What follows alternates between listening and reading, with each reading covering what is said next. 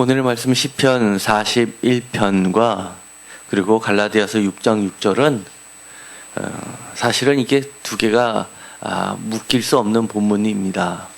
그런데 오늘의 교육자 복원 주일이기 때문에 갈라디아서 6장 6절을 선택했고 또 우리가 순서대로 시편을 나가다 보니까 41편이 되어서 41편도 같이 본문으로 다루게 되었습니다.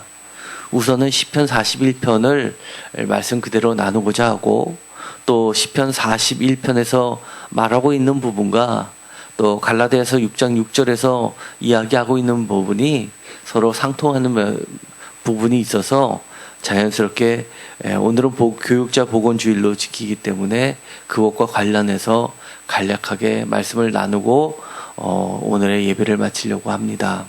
먼저 시편 41편을 보도록 하겠습니다. 시편 41편은 제 1편부터 시작되는 1권의 맨 마지막 장입니다. 그래서 이 시편 41편을 보면 시편 제1권, 시편 전체를 우리가 개요를 보았을 때 총 모세오경을 따라서 5권으로 편집되었다고 말씀을 드렸는데 그 제1권에 해당하는 것에 가장 마지막 장입니다. 그래서 이 41편을 보면 시편 전체의 주제를 알 수가 있습니다. 제가 주보에다 실어 놓았습니다. 이것은 한번 한 적이 있었습니다. 기억이 나실런지 모르겠지만 시편 41편 13절 맨 마지막 절을 다 같이 읽도록 하겠습니다. 이스라엘의 하나님 여호와를 영원부터 영원까지 손축할지로다. 아멘 아멘. 바로 이것이 시편 제1권 전체의 주제라고 말씀을 드렸습니다.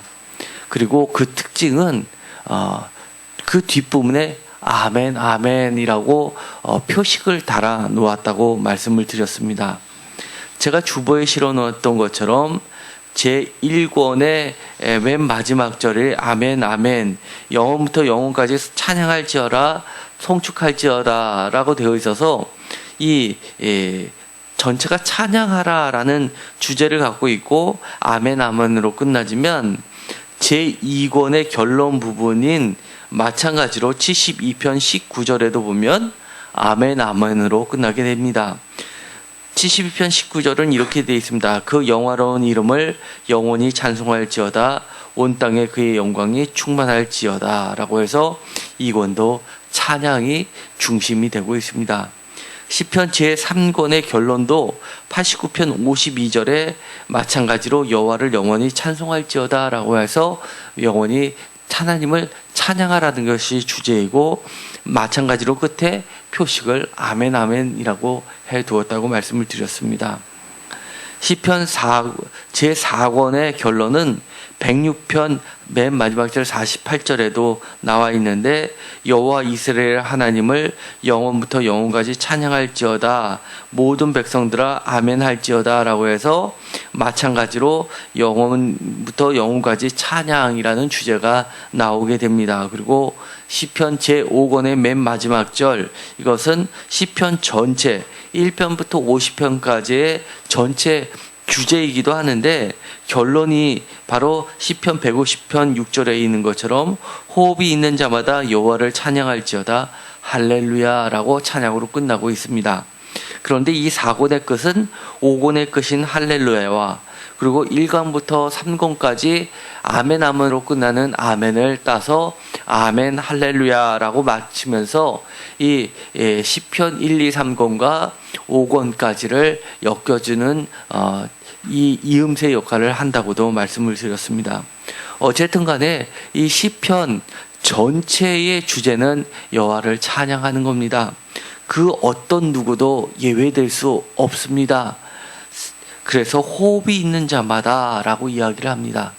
또 시간이 기쁠 때만 하나님께 찬양하는 것이 아니라 슬플 때도 어느 한순간도 또 빠지지 않는 매 순간이 적용이 되는 겁니다. 그렇기 때문에 이것은 매 순간이라는 것은 매 상황을 이야기하기도 합니다. 온갖 고난을 겪을 때에도 하나님을 찬양하라 라고 이렇게 명령형으로 되어 있지만, 어떻게 보면 이것은 하나의 선언문이기도 한 것입니다. 그런데 이것이 하나님을 찬양하라 라고 하는 오늘의 시편 41편의 마지막 절을 보면, 이스라엘의 하나님 여호와를 영원부터 영원까지 송축할지로다 라고 되어 있는데, 표준세 번역은 이렇게 번역해 놓고 있습니다. 이스라엘의 하나님이신 주님 찬양을 받으십시오. 영원에서 영원까지 찬양을 받으십시오. 아멘, 아멘. 여러분도 이러십니까? 여호와 하나님께 영원에서 영원까지 영원토록 찬양을 받으십시오라고 하는 것이 여러분들의 진정한 고백입니까? 비록 내가 지금 눈물을 흘려도, 비록 내가 억울함이 있어도, 비록 내가 지금 고통을 당하고 있어도 다른 사람에게 이 말을 전할 수 있습니까? 이 시편을 보면, 특별히 이 41편을 보면 그렇게 이 시인은 우리가 생각하기에 이스라엘의 하나님 여호와를 영원부터 영원까지 송축할 정도의 위치에 놓여 있지 않은 사람처럼 보입니다. 왜냐하면 이렇게 내용을 읽다 보면 이 사람의 현재 삶의 모습이 어떠한 것을 추정할 수 있는 것이 나오게 됩니다. 전쟁 중에 있는, 그리고 전쟁 중에서 포위돼서 생명의 위협을 느끼고 있는 것일까요? 제목에 다윗의 시 인도자를 따라 부르는 노래라고 되어 있는데, 이것은 표제어는 최초의 주석이라고 말씀을 드렸지, 이것이 하나의 어떤 역사적인 저작권을 나타내는 거라고는 말씀을 드리지 않았습니다. 우리가 문화를 이해할 필요가 있습니다. 내용을 보더라도 다윗하면 생명의 전쟁 가운데 생명의 위협을 느낀 경우가 많았고, 또 그 이전에는 이 사울왕을 피해서 생명의 위협을 겪으면서 이렇게 간절히 기도했던 것이 나오는데, 오늘은 좀 특이합니다. 다윗에게서는 거의 찾아볼 수 없는 그런 내용이 중심을 다루고 있는데, 바로 2절에 보면 그를 지키사 살게 하시리로다 라고 되어 있는데, 그것이 원인이 전쟁에 의한 생명의 위협이 아니라 3절에 보면 병상, 그리고 그의 병, 4절에 보면은 내가 주께 범죄하였다라는 이야기가 나오면서 8절에 악한 병, 이렇게 되어 있습니다. 그리고 또 누워있다라는 말도 나오는 걸로 봐서는 이것이 전쟁이라고보다는 중한 병에 걸려있는 환자의 상태임이 보다 저자의 현재의 모습일 가능성이 높다고 할 수 있습니다. 그래서 다윗이라기보다는 다윗은 전체적으로 하나의 대표성을 강조하는, 하나님을 신실하게 쫓았던 사람을 대표하는 그런 상징적 어도로 본다면, 어쩌면 이것은 우리도 병상에 누워 있지만 하나님을 온전히 쫓으려고 애쓰고 하나님의 은혜를 간구하는 모든 사람을 대표한다고 할 수 있습니다. 저희를 포함해서 말입니다. 확실히 이 41편을 보면 굉장히 병상에 들어 있는데, 이 시인은 생명의 위협을 무척 많이 느끼고 있는 듯합니다. 그래서 그가 하는 고백을 보면 이 자신에 대해서 원수들이 신방을 와서 5절을 보면 나의 원수가 내게 대하여 악담하기를 그가 어느 때나 죽고 그의 이름이 언제나 없어질까 하며 라고 되어 있습니다. 신방을 온 사람이 빨리 쾌청하십시오 라는 게 아니라 와서 악담을 한다는 겁니다. 이거 빨리 죽어야 되는데 언제 죽냐, 한번 구경이나 가보자 라는 그런 심상이 상대방에게도 비춰진다는 이야기입니다. 세상에 그런 경우가 어디 있을까라고 생각할지 모르지만 그런 경우 있습니다. 병중에 누워있으면 다 위로하는 거 아닙니다. 가족이라고 다 위로하는 것이 아닙니다. 친한 친구라고 다 위로하는 것이 아닙니다. 저는 이 시편을 보면 구구절절이 그럴 수가 있구나라는 생각을 충분히 하고도 남습니다. 어떤 사람들은 그렇습니다. 너무나 행복한 과정들을 겪고 온 사람들은 이 시편을 보면 너무 극단적이 아니냐라고 하면서 잘 마음에 와닿지 않는다고 하는데, 사실 이런 경우 겪지 않는 게 오히려 행복한 겁니다. 하나님이 은혜를 주셔서 그렇지 않으면서도 신앙생활을 했다는 것에 대해서 우선 감사하십시오. 이 시인이 겪는 것처럼 구절구절 특별한 설거나 말씀이나 해석이 없이도 마음에 한 절 한 절이 탁탁 꽂혀진다면 사실은 그 인생 너무나 인간적으로 볼 때는 불쌍합니다. 이것이 바로 내 이야기였어 라고 하는 순간 사실 온갖 고난을 인생의 이 우여곡절을 다 겪은 사람 아니겠습니까? 그런데 시인은 여기다 한 걸음 나가서 어떤 이야기를 하냐면 6절에 보면 나를 보러 와서는 거짓을 말하고 그의 중심에 악을 쌓았다가 나가서는 이를 널리 선포하오며, 그의 중심에 악을 쌓았다가 나가서 이를 널리 선포하며, 이게 무슨 말입니까? 표준세 번역은 이렇게 번역합니다. 6절 나를 만나러 와서는 빈말이나 늘어놓고 음해할 말을 모아 두었다가 거리로 나가면 곧 떠들어댑니다. 들어와서는 힘들지, 빨리 낫기를 위해서 우리 기도하고 있어 라고 하면서, 그러고 나서 와서 봤더니만 이것저것 살피고 나가서는 가서 봤더니만 저러니까 저 사람이 저렇게 병이 걸릴 수밖에 없었지 그러면서 사방팔방 떠들어 다니는 거와 똑같은 겁니다. 의미할 말을 마음속에 모아두었다가 밖에 나가서 사방팔방 흠만 잡고 다닌다는 겁니다. 그러면서 7절에 이렇게 이야기합니다. 나를 미워하는 자가 다 하나같이 내게 대하여 수군거리고 나를 해하려고 꾀하며, 8절 이르기를 악한 병이 그에게 들었으니 이제 그가 눕고 다시 일어나지 못하리라 하오며, 악한 병이 그에게 들었으니 이제 그가 눕고 다시 일어나지 못하리라. 드러나 있는 사람의 입장에서는 이 말을 들으면 어떻겠습니까? 내가 어떻게든 살아야지 이런 생각을 할까요? 그렇게 정말 의지가 강한 사람은 그렇게 많지 않을 것 같습니다. 그래 이 세상 더 살면 뭐하나 포기하게 되지 않겠습니까? 그가 눕고 다시 일어나지 못하리라 라고 하는데, 돌이켜보니 이 시인은 너무나 억장이 무너지는 듯합니다. 하나님께 하소연을 하는데 이렇게 하소연을 합니다. 9절 다 같이 읽겠습니다. 내가 신뢰하여 내 떡을 나눠 먹던 나의 가까운 친구도 나를 대적하여 그의 발꿈치를 들었나이다. 아멘. 이 말이 무엇입니까? 내가 그렇게 믿었던 가까운 사람이, 그리고 평소에는 그렇게 친하게 지내서 항상 같이 식사를 하던 사람이, 우리가 원수들하고 식사하면 체하지 않습니까? 늘 가깝게 식사하던 사람은 누굽니까? 가깝고 신뢰하는 사람 아닙니까? 예를 들어서 오늘의 제목처럼 다윗의 시라고 합시다. 그러면 왕의 식탁에서 같이 식사를 하는 사람이 누굽니까? 자기를 음해하는 사람하고 할 수 있습니까?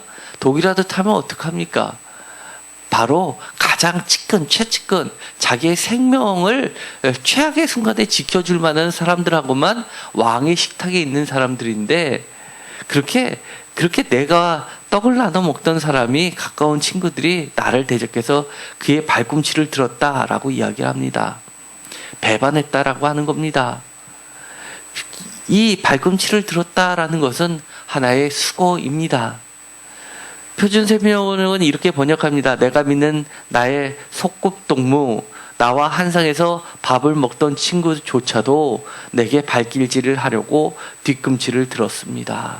그래서 10절에 이렇게 이야기합니다. 그러하오니 주 여호와여 내게 은혜를 베푸시고 나를 일으키사 내가 그들에게 보응하게 하소서. 너무나 억울하니까 이렇게 은혜를 베풀어서 나를 일으켜달라고. 누가 보더라도 악한 병인데, 중한 병인데 눕고 다시 일어서지 못할 그런 병에 걸렸다고 소문이 자자한데 와서 병원에서 이야기를 듣고 중환자실에 와서 보니까 생존율이 10%도 안 된다고 하니 그 사람 죽을 거야. 의사도 포기했는데 뭘 더 기대해? 라고 퍼뜨리고 다니는 것이 아니라 정말 하나님이라도 저를 살려주십시오. 의사도 포기하는데 저를 살려주십시오. 라고 하나님 앞에 하소연한다는 겁니다. 심지어 내가 그들에게 보응하게 하소서라는 말까지 합니다. 표준세번역에서는 이 보응을 대갚을 수 있도록 이라고 번역합니다. 그런데 이렇게 하나님께 기도하는 사람을 보면 우리가 짐작하길래 되게 성격이 강하고 굉장히 악인들 못지도 않게 만만치 않은 성격을 갖고 있나 보다라고 생각할 수 있습니다. 그런데 오늘의 시편을 쭉 읽어보면 이 보응이라는 말, 대갚음이라는 말 때문에 오해를 할 뿐이지 자세히 읽어보면 그렇지 않습니다. 이 사람은 하나님께 간구할 정도로 그렇게 신실한 사람이었습니다. 1절을 다 같이 읽겠습니다.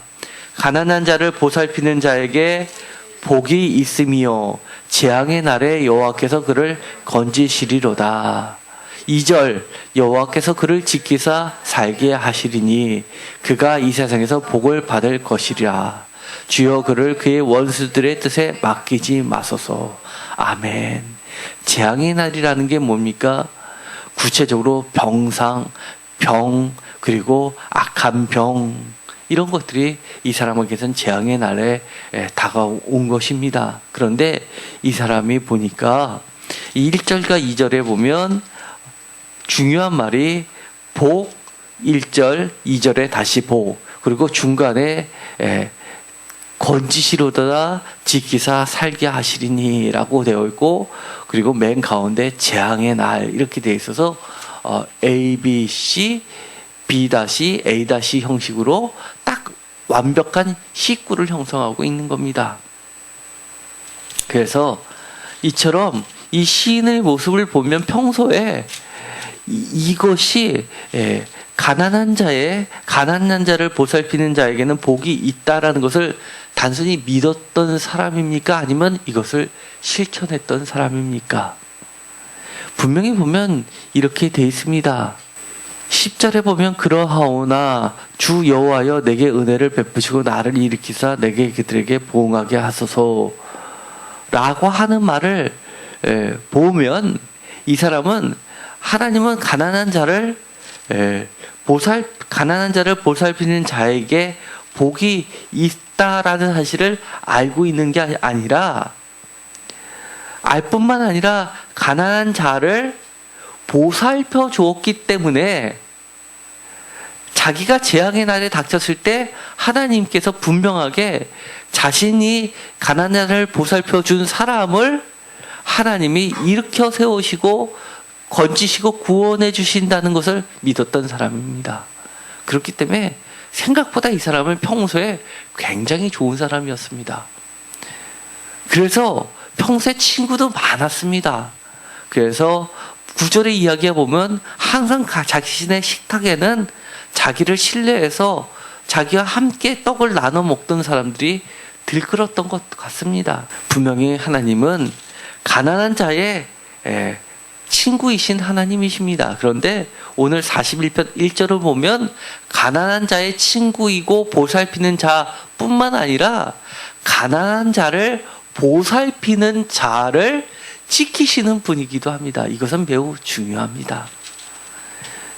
이 자가 왜 가난한 자를 그렇게 보살폈습니까? 단순히 도덕군자였습니까? 이 시인의 기도 소리를 들어보면 너무나 하나님을 신뢰하고 믿고 사랑하는 자였습니다. 그래서 하나님은 가난한 자를 돌보시고 사랑하는 분이시라는 것을 알기 때문에 내가 하나님을 사랑하기 때문에 하나님이 사랑하는 가난한 자를 나도 돌보는 자입니다. 이것은 매우 중요한 겁니다. 잊지 마십시오. 내가 하나님을 사랑한다면 하나님이 사랑하는 것을 나도 해야지 내가 하나님을 사랑하는 겁니다. 그렇기 때문에 하나님이 기뻐하시는 것을 행하는 자를 하나님은 기뻐하시면서 그를 돕기를 또한 기뻐하시는 겁니다. 그를 지키시는 것이 하나님의 기쁨이라는 겁니다. 그렇기 때문에 우리가 기도할 때 어떻게 이런 기도를 해? 보복이나 해달라고 기도하는 게 말이 돼? 그들에게 보응하게 해달라는 게 말이 돼? 이게 진짜 믿음의 사람이야? 라고 할 수 있겠지만 이 행간을 정확하게 읽어보면서 다시 한번 말씀을 수도 없이 읽다 보면 놀라운 사실을 깨닫게 됩니다. 이 시인은 매우 하나님 앞에 신실한 사람이었습니다. 11절에 보면 이렇게 되어 있습니다. 다 같이 읽겠습니다. 내 원수가 나를 이기지 못하오니 주께서 나를 기뻐하시는 줄을 내가 알았나이다. 아멘. 표준세 번역으로 한번 제가 읽어보겠습니다. 내 원수들이 내 앞에서 환호를 외치지 못하게 하여 주십시오. 이로써 주님이 나를 사랑하심을 나는 알게 될 것입니다. 아멘. 저는 이 표준세 번역이 훨씬 더 멋있게 번역을 한 것 같습니다. 이 10절에서 보응하게 해달라고 기도하는데 이 보응의 구체적인 방식이 행동이 구체적인 증거가 어떤 겁니까? 내가 왕키 돼서 그들을 다 죽여버리는 것이 보응하게 해달라는 구체적인 내용입니까? 아닙니다. 이 시는 어떻게 이야기하냐면 내가 그들에게 되갚아주는 방식은 내가 온전하게 회복이 되어서 그들도 느끼게 누구나 보기에 저 사람은 이미 죽었어 라고 사방팔방 퍼뜨리고 다녔던 사람들이 깜짝 놀라면서 야, 죽을 사람이 저렇게 살아났네? 저 사람은 분명히 하나님이 사랑하는 자가 맞아 라고 스스로 인정하게 만들게 하는 보응의 방식, 되갚음의 방식을 하나님께 기도드리는 굉장히 성숙한 신앙인이라는 겁니다. 우리가 모두 이런 기도했으면 좋겠습니다. 나를 핍박하는 사람, 내가 생각하기에 도저히 이해가 안 가는 사람, 정말 원수 같은 사람, 저 사람하고 같이 밥도 먹기 싫은 사람, 그럼에도 불구하고 한때 같이 밥을 먹었던 사람, 한때 사랑했던 사람, 한때 신뢰했던 그 사람, 하나님께 간절히 기도해서 저 사람도 하나님이 나를 사랑하시는 거구나 라고 인정해서 감히 앞으로는 그렇게 원수 같은 마음의 중심에 악을 쌓아두는 일을 두 번 다시 할 수 없게끔 하나님이 만들어 주시기를 간절히 소원하는 겁니다.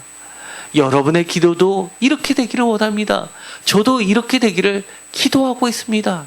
저는 기도합니다. 지금도 하나님 온전하게 제가 회복되어서 하나님이 저를 정말 제가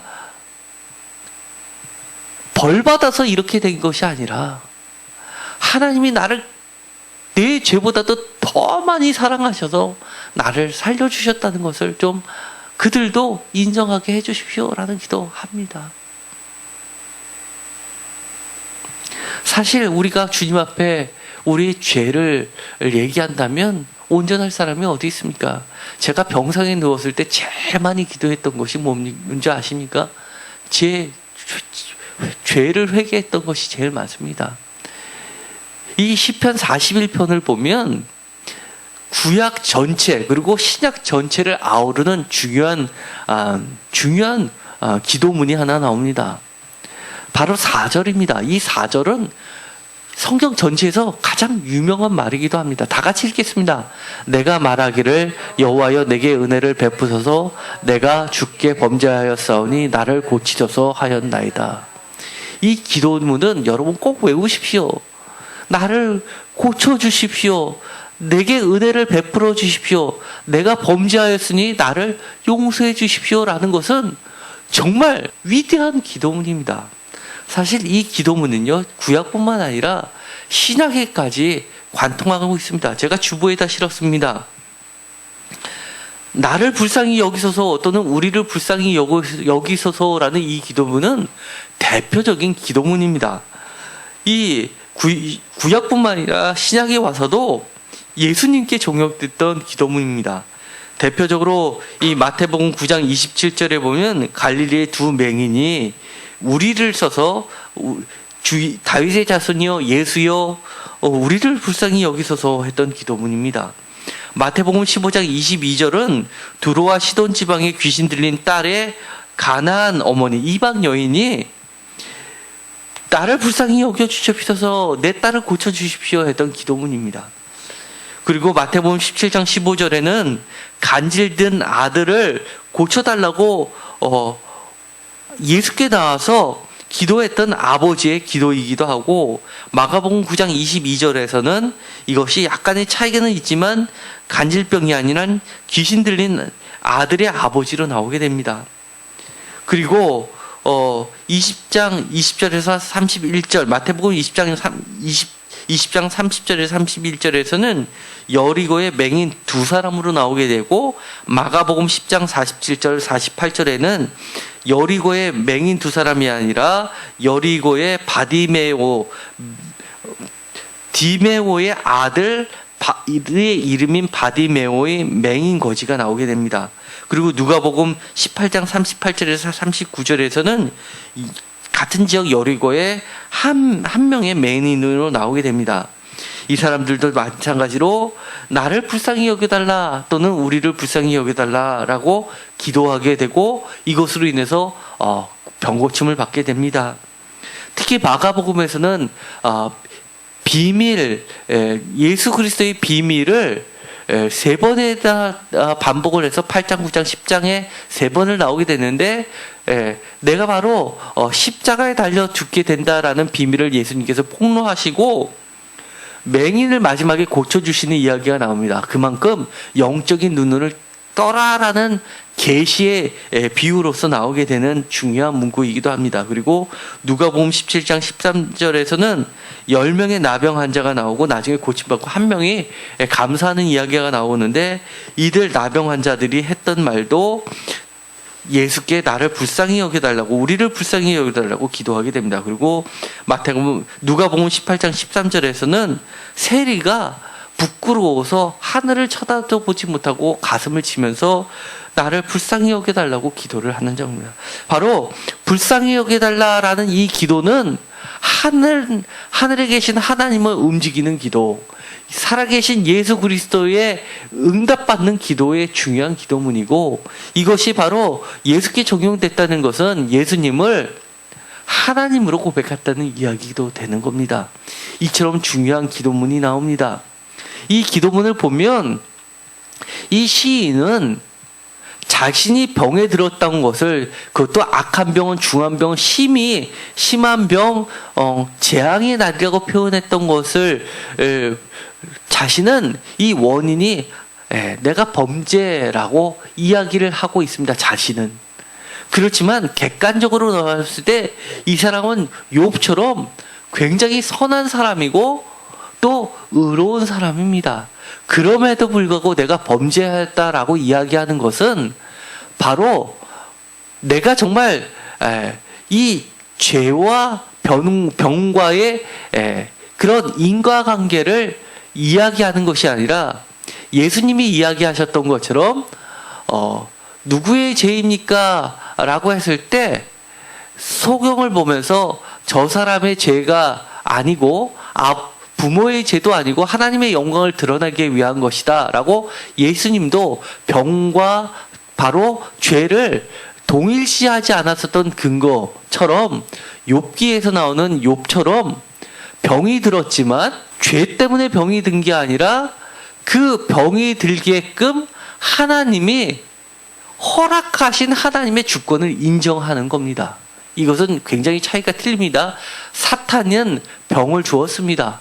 그렇지만 사탄이 병을 준 것을 최종적으로 승인하고 허락한 것은 하나님이셨고, 그렇지만 하나님은 병이 들기를 원치 않으시고 그것을 이겨내서 하나님이 동일하게 자신도 병에 들은 것처럼 욕과 함께 씨름하면서 최후 승리를 안겨주시는 하나님이라는 절대 주권을 인정하는 겁니다. 그렇기 때문에 자신은 이렇게 평소에 하나님이 기뻐하시는 가난한 자를 보살폈고, 나를 하나님이 건져주신다는 것을 굳게 믿고 있음에도 불구하고 하나님의 주권 앞에서 나는 철저하게 죄인이라고 고백하는 겁니다. 이 태도는 우리의 신앙인으로서 반드시 가져야 될 태도입니다. 혹시 여러분들 중에 난 잘못한 게 없는데 왜 이렇게 인생이 꼬이지? 왜 이렇게 가정이 흔들리지? 왜 이렇게 나의 행복은 머리 달아나는 것 같지? 라고 한다면 내가 죄가 있어서일 수도 있지만, 하나님의 주권을 인정하시는 오늘의 4절의 기도를 올려주십시오.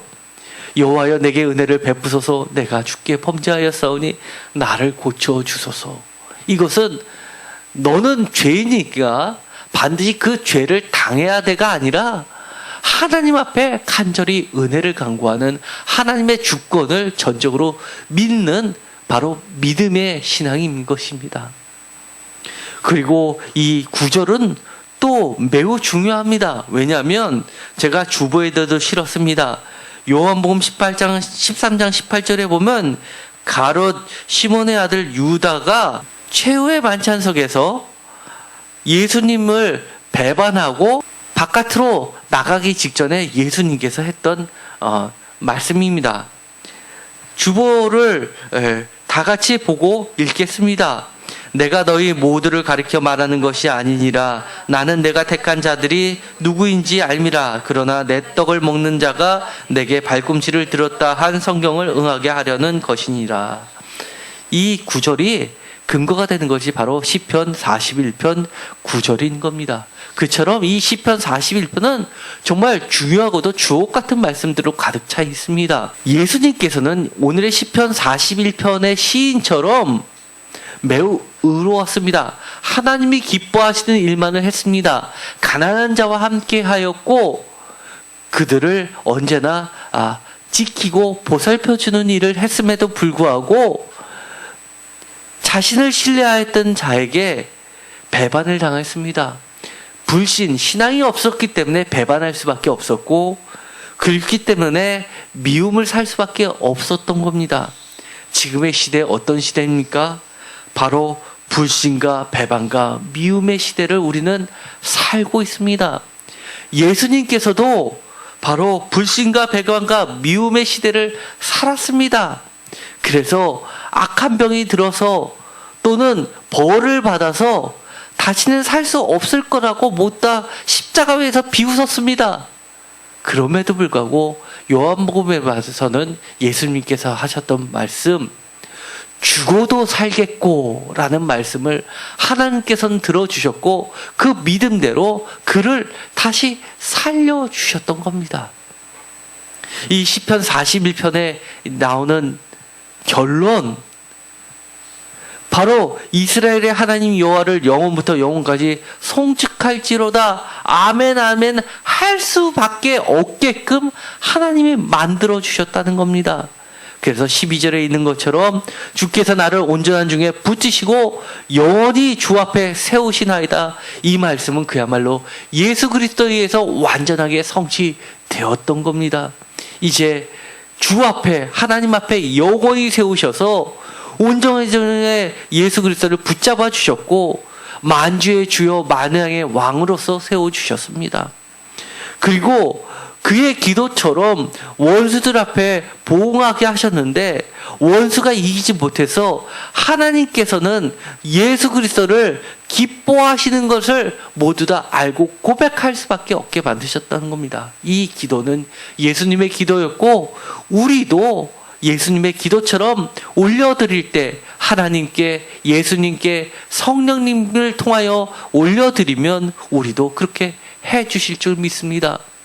그래서 정말 여러분도 이렇게 시인처럼 답답하고 이해 안 가고 어려움을 당하고 이게 웬 재앙이냐, 부끄러워서 남한테 고백하지 못할 위기다라고 했을 때 이 시편 41편을 반복하면서 읽으시고 하나님께 올려드리십시오.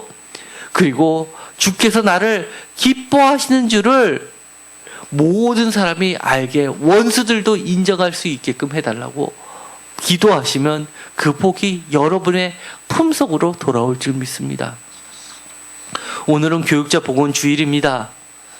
갑자기 교육자 복원 주일이 도대체 뭐냐라고 이야기하실 수 있겠습니다. 오늘의 시편은 41편 1절을 보면 이 시인은 어려움을 당했지만 하나님의 기뻐하심을 입어서 온전히 회복되게 됨을 우리는 믿게 됩니다. 이 자는 어떤 자였습니까? 평소에 가난한 자를 보살피는 자였기 때문입니다.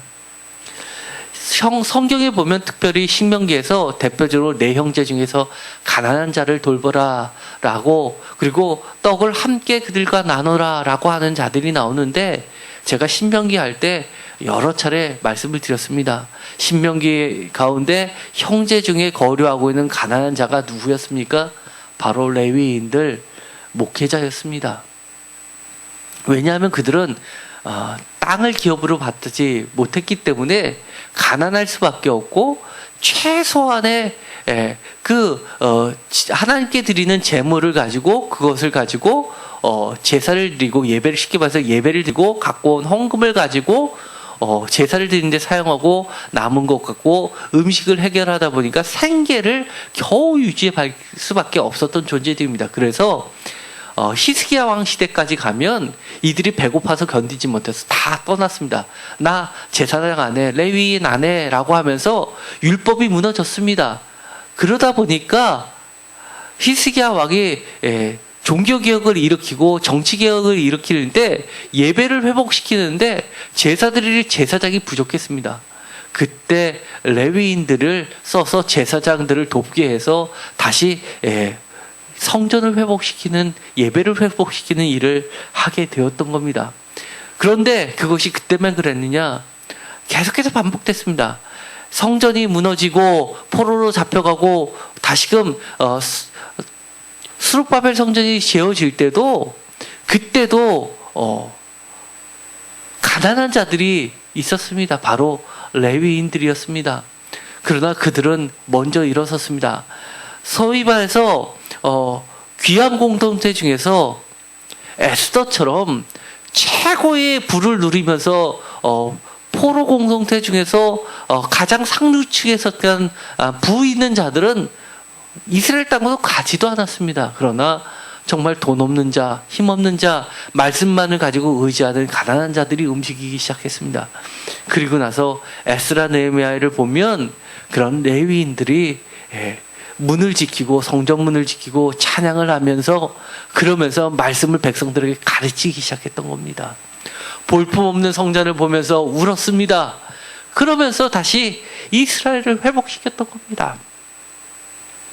오늘날의 현실, 예수님이 겪었던 시대와 별반 다르지 않습니다. 배반과 불신과 미움의 시대가 되었습니다. 교육자의 70%는 소위 말해서 최저임금 수준에 또 못 미치는 상황에 놓여 있습니다. 그러나 일부 상위 10% 정도 되는 초대형 교회 목사님들과 교회 때문에 마치 교회 전체가 다 목회자들이 그렇게 여유 있는 것처럼 비춰지는 것은 좀 안타깝습니다. 심지어 병에 들면 이 시인이 오늘 고백했던 것처럼 하나님께 기도할 수밖에 없는 위치에 놓여 있는 것이 대부분의 목회자들입니다. 그럴 수밖에 없습니다. 이것이 오늘날 현실입니다. 그런데도 불구하고 목회자와 함께 짐을 나누려는 성도들은 점점점 줄어갑니다. 많은 원인이 있습니다. 여러 가지 부정과 비리가 폭로되는 상황에서 청년들은 교회를 떠나가기 때문에 이제는 교회가 존재의 의미를 상실해버리는 것 같습니다. 그럼에도 불구하고 그것이 계속되면 안 됩니다. 다시 히스기야 시대처럼 영적인 회복을 하려도 목회를 감당할 만한 말씀을 가르치려는 자들이 사라지고 없을 때 후회해도 너무 늦기 때문입니다.